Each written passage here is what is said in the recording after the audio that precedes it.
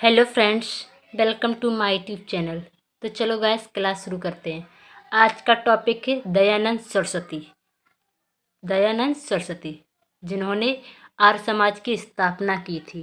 दयानंद सरस्वती के बारे में थोड़ा परिचय दे देती हूँ मैं कि वो दयानंद सरस्वती एक समाज सुधारक व्यक्ति थे जो समाज की कुरीतियाँ हैं उन्हें निकालने का कार्य करते थे और इन्होंने समाज में आर्य समाज की स्थापना की। आपने ये तो पढ़ लिया होगा कई बार कि आर्य समाज की स्थापना दयानंद सरस्वती ने की है। रट लिया होगा। रटने से कुछ नहीं होता है, रटना का भूल जाओगे। लेकिन इसके पीछे का कारण देखते हैं कि उन्होंने आर्य समाज की स्थापना ही क्यों की। वैसे किसी भी समाज की स्थापना कर सकते हो, इसकी मैं बता देती हूँ कि जब उन्होंने देखा कि 18वीं सदी में जब ब्रिटिश राज का अपने भारत में शासन था, उस टाइम उन्होंने देखा कि हमारे समाज में बहुत सारी कुरीतियाँ फैल गई। कुरीतियाँ हैं फैली, और क्यों फैली इसके पीछे का भी कारण बताऊंगी। फैली क्या क्या कुरीतियाँ? एक सती प्रथा जिसका पति मर जाता है तो उसकी औरत उसी के साथ सती होने पड़ती है। भले उसकी औरत की उसकी मन की इच्छा हो या न हो, लेकिन ये सती होना ही पड़ता था। दूसरी, बाल विवाह, मतलब लड़कियों की और लड़कों की बचपन में ही शादी कर दी जाती थी। दो कुरीतियाँ हैं। और तीसरी, जो विधवा थीं उनको पुनर्विवाह नहीं होता था, उन्हें पूरी ज़िंदगी भर इसी नरक में जीना पड़ता था। वो विधवाओं की ज़िंदगी ऐसी हो जाती थी जैसे कि कई नरक के दरबार खुल गए उनके लिए। तो क्या हो गए? विधवा विवाह, विधवा का पुनर्विवाह, बाल विवाह, सती प्रथा, एक घूंघट की प्रथा जो आज भी चल रही है समाज में बहुत ज़्यादा। ये चार।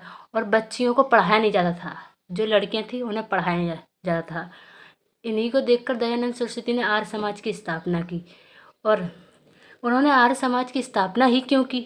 मैंने ये तो बता दिया आपको कि आर्य समाज की स्थापना करने के क्या कारण थे। तो चार कारण थे। और क्योंकि वेद, जो वैदिक संस्कृति ऋग्वेद, उन्होंने ऋग्वेद में आर्यों को देखा बहुत अच्छे तरीके से जी रहे हैं।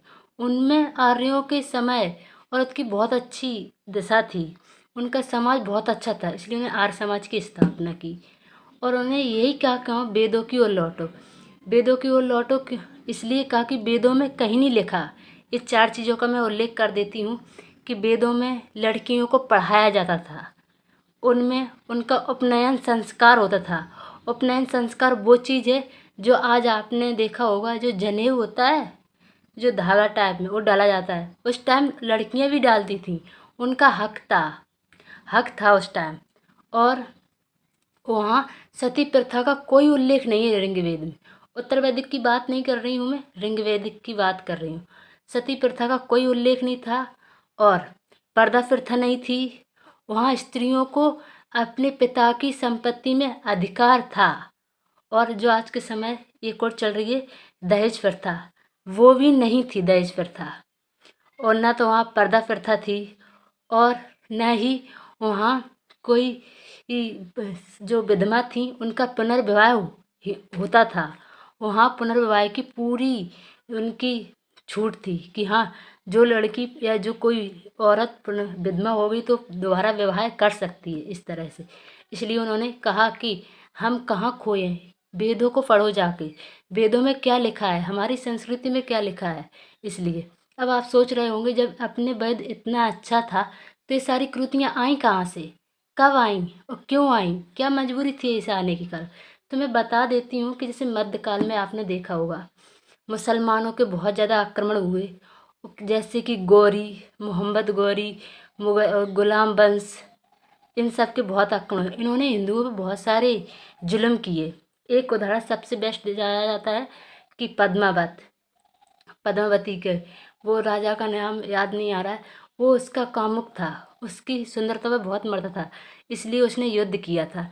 और जब युद्ध में राजा मारे गए मानसिंह, तो पद्मावती ने जौहर किया था, तो ये जौहर प्रथा शुरू हो गई। इसका बेसिक हो गया। दूसरी कि जो मुसलमान आक्रमण करते थे वो हिंदू औरतों को लूटते थे, उनकी बेइज्जती करते थे, इसलिए उन्होंने पर्दा प्रथा शुरू हो गई और वहीं से सती प्रथा शुरू हो गई हैं। और जब लड़कियां जवान हो रही थी तो मुसलमानों की गंदी नज़र जाती थी, इसलिए वहाँ बाल विवाह शुरू हो गया। इसलिए ऐसा हुआ। अगर आपको इस टॉपिक में अच्छे समझ आया होगा तो प्लीज़ मेरी वीडियो को सब्सक्राइब कीजिए, शेयर कीजिए, मेरे चैनल को सब्सक्राइब कीजिए। अगर और चाहिए इस टॉपिक पे वीडियो ऐसे ही और, तो आप प्लीज़ मुझे बता सकते हैं। धन्यवाद।